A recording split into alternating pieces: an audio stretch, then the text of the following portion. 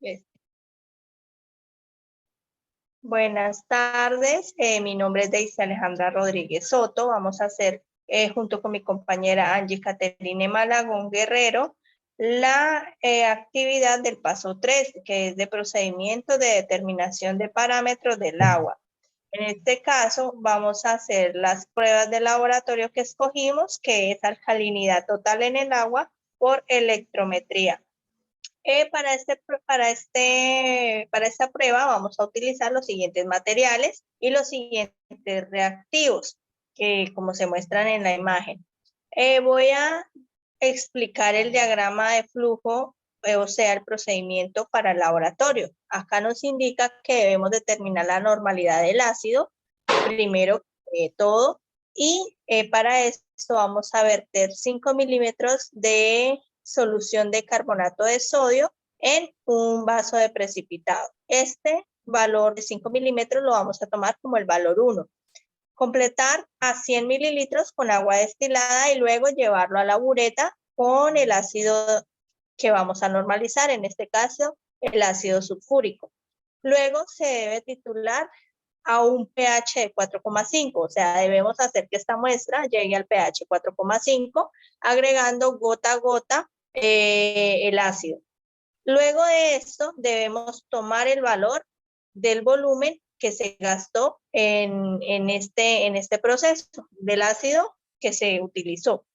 Hacer luego una determinación, este sería el valor 2, perdón, el volumen 2. Luego se debe hacer una determinación en blanco, que es el mismo procedimiento anterior, solamente que con agua destilada. En este caso debemos agregar 100 mililitros de agua destilada en un vaso de precipitado, hacer lo mismo por medio de goteo, ir agregando el ácido para que nos dé un pH de 4,5. Luego se toma el valor del volumen que se utilizó.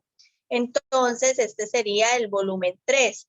Luego de esto debemos determinar la alcalinidad parcial con un pH 8,3 para luego determinar la alcalinidad total. Entonces, iniciamos por la alcalinidad parcial, donde dice que debemos agregar 100 mililitros de la muestra que vamos a estudiar en un vaso de precipitado. Luego se le debe tomar el pH. Si el pH es mayor a 8,3, lo que debemos hacer es el mismo procedimiento por medio de goteo, dejar que caiga el ácido y hasta que llegue al 8,3. Cuando ya llegue al pH 8,3, lo que debemos hacer es tomar el valor del volumen que se utilizó de este ácido. Ese sería nuestro volumen 4. Y para finalizar, haríamos la determinación de la alcalinidad total, que es con un valor de 4,5. Lo que hacemos es con la misma muestra anterior, tomamos el pH. Si el pH es menor a 4,5, le agregamos el ácido. Si es mayor a 4,5, le agregamos el ácido según hasta que llegue a 4,5. Luego volvemos a tomar el volumen de ácido que se utilizó y este sería nuestro volumen 5. A continuación voy a poner una tabla de registro de datos que se sugiere para llevar el control de estos datos para luego verlo reflejado en las siguientes fórmulas para determinar la alcalinidad total. Donde primero pues debemos hallar la normalidad del ácido y luego ahí sí con la fórmula de la alcalinidad total. A continuación están las fórmulas y cada uno de las variables y su respectiva explicación. Esto sería para el tema de la prueba de alcalinidad total del agua. A continuación voy a hablar de la demanda química de oxígeno, donde nos presentan los siguientes materiales y reactivos. Acá en el caso de los reactivos nos dice que tenemos que tener una disolución patrón de ftalato ácido de potasio, donde debemos disolverlo antes de iniciar con el proceso de laboratorio. Se debe de disolver en agua destilada, en este caso con 100 mililitros en un matraz aforado. Y también debemos tener preparado el dicromato potásico. También se disuelve en agua destilada en un matraz aforado de 25 mililitros. Esto también se debe hacer antes de iniciar el procedimiento. También vamos a hablar del procedimiento que vamos a realizar. Para este caso debemos enumerar 8 tubos de ensayo con un rotulador de vidrio. Luego de esto, en cada uno de los tubos de ensayo se deben agregar volúmenes diferentes de ftalato de potasio. En este caso se debe agregar 0 mililitros, 0,25 mililitros, 0,5 mililitros, 1 mililitro, 1,5 mililitros y en los últimos 3 tubos se debe añadir solamente 1 mililitro. Añadir cada uno de los tubos 0,8 mililitros de disolución de dicromato potásico. Luego de eso, hasta llegar, se debe hacer un enrasado con cada tubo donde se debe agregar 2,5 mililitros de agua destilada. Ya luego se debe utilizar protección como guantes y gafas para en la cámara extractora donde vamos a añadir ácido sulfúrico. Recomiendan utilizar esta protección porque puede haber un accidente, puede haber unas quemaduras, entonces se recomienda utilizar con mucho cuidado el ácido sulfúrico. Luego de esto, de agregar a cada tubo el ácido sulfúrico, se debe cerrar bien los tubos de ensayo, secar y limpiar por fuera, se agitan suavemente, se introducen en el depósito de la placa calefactora a una temperatura de 150 grados centígrados. Luego de eso, se deben tener en el calefactor por 20 minutos. Luego se debe sacar cuidadosamente, se ponen en la gradilla para que lleguen a una temperatura ambiente. Teniendo en cuenta la concentración real de la disolución patrón y la disolución hasta 5 mililitros de cada tubo de ensayo, se puede ya determinar la demanda química de oxígeno de acuerdo con la siguiente equivalencia. La demanda química de oxígeno de 850 miligramos por litro de ftalato de potasio es igual a tener 1000 miligramos de litro de oxígeno. Entonces, teniendo en cuenta este procedimiento, damos una tabla de registro de datos, donde indicamos el número de tubos, los miligramos de cada disolución que agregamos en cada tubo, y pues tenemos que tener en cuenta la concentración de ftalato que utilizamos para cada tubo, y así poder hallar la demanda química de oxígeno. La fórmula necesaria para determinar la demanda química de oxígeno es la siguiente.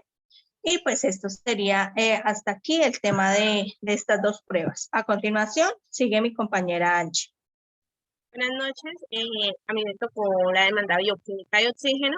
Para esta, pues básicamente vamos a requerir algunos equipos reactivos y materiales como son los que tenemos ahí plasmados en esta pequeña tabla. La idea es que cada vez que vayamos a realizar algún tipo de análisis, tenemos que tener preparados los equipos reactivos y materiales que requerimos para esta.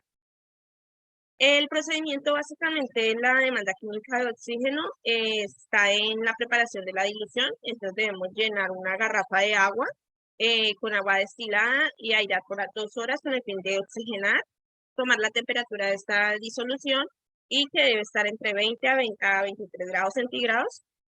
Debemos estar regulando esta temperatura.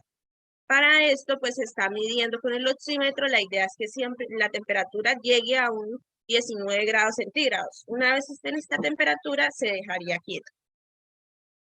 Cuando ya esté en esa temperatura, agregamos 1 mililitro de las diferentes soluciones que hay. En este caso sería de fosfato, solución de sulfato, de magnesio, solución de cloruro de calcio y solución de cloruro de hierro. Debemos identificar el tipo de muestra. Para esto pues tenemos la pequeña tabla que está a mano derecha, que es esta, donde están los diferentes tipos de muestras que podemos utilizar y pues ahí nos dice también los milímetros de muestra que vamos a utilizar para esta misma. Una vez identificadas, entonces vamos a listar las botellas. Para este caso necesitamos 3 botellas, una para un muestral de blanco, una para un blanco con cepa y una estándar a procesar. A esta se le deben agregar 2 mililitros de cepa y debemos leer el blanco. Entonces la idea es que se deben rotular las botellas, una entonces como blanco, se le debe adicionar agua de la disolución hasta la mitad del cuello. Debemos con esta agua o con esta botella se debe calibrar el oxímetro. Entonces la idea es que esta se encuentre en 73% de saturación y ponemos a que el oxímetro lea el oxígeno inicial del blanco. Con este vamos a utilizar ya para todas las otras medidas. Entonces, al quinto día se debe leer el oxígeno disuelto del agua residual de los blancos, ya sea el blanco, del blanco con cepa o del estándar y de las muestras.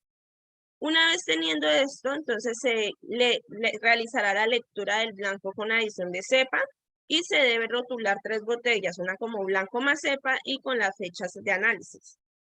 Adicionar 2 mililitros de la cepa, se debe adicionar agua de disolución solamente hasta la mitad del cuello y adicionamos también agua y ponemos a incubar la muestra por 5 días.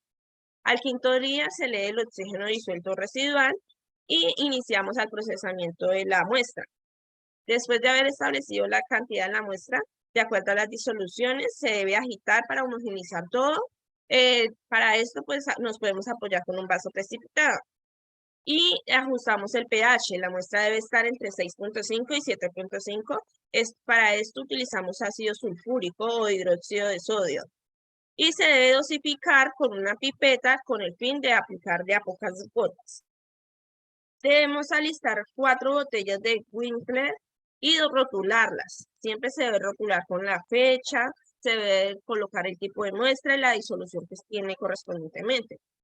Registramos este volumen real de la botella. Esto es para unos datos que nos exigen a continuación y debemos adicionar a cada botella la cantidad de muestra establecida.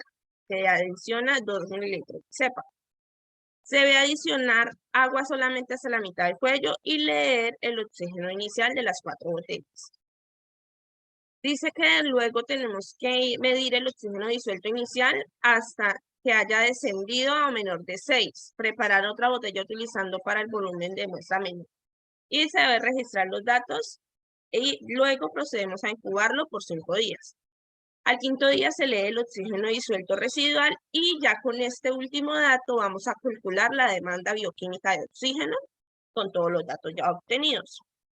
Para esto vamos a registrar nuestra pequeña tabla donde pues la idea es dar a conocer los parámetros que obtuvimos y qué resultado fue el que nos dio para el oxígeno, para el volumen, los blancos, el blanco más cepa inicial, el volumen real de la botella, el oxígeno residual disuelto y el blanco más cepa que sería al final.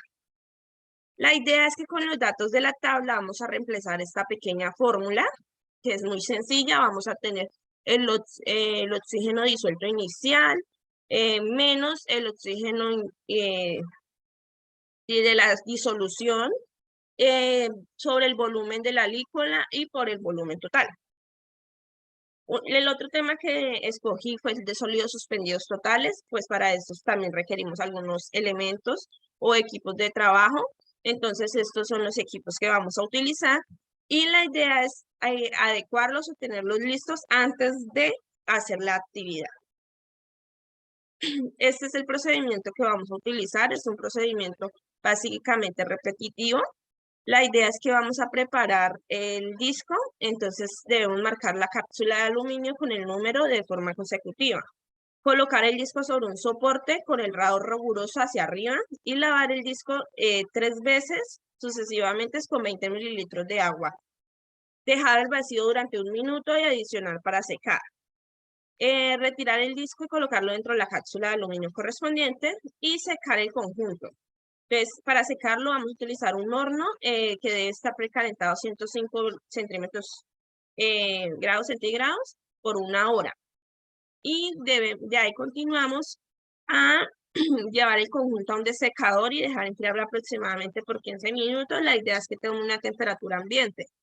Se debe pesar y registrar el dato en el formato en la tabla que a continuación encontrarán. Se debe repetir este ciclo de secado, enfriado y pesado. Cuando ya obtengamos hayamos repetido este ciclo, entonces vamos a ver una variación. Si esta variación ha sido de 5 unidades en la cuarta cifra decimal, está bien. Si no, nos toca volver a hacer el secado, hacer el ciclo de secado. De ahí procesaremos la muestra para esta, entonces sacamos del desecador un conjunto correspondiente a la muestra que se va a procesar. Instalamos el disco en el equipo de filtración, hacemos el vacío en el sistema y fijamos el disco en una pequeña cantidad de agua destilada. Agitamos invirtiendo el recipiente con el fin de que se homogenicen y tomamos una alícuota medida con la propética. Se deja al vacío por 5 minutos para retirar la humedad que haya tenido y retiramos el disco. De ahí, la idea es secarlo en un horno de 103 a 105 grados centígrados durante 1 hora y lo pasamos luego al desecador y se debe dejar enfriar aproximadamente 15 minutos. La idea es que obtenga una temperatura ambiente. Se debe pesar y registrar el dato.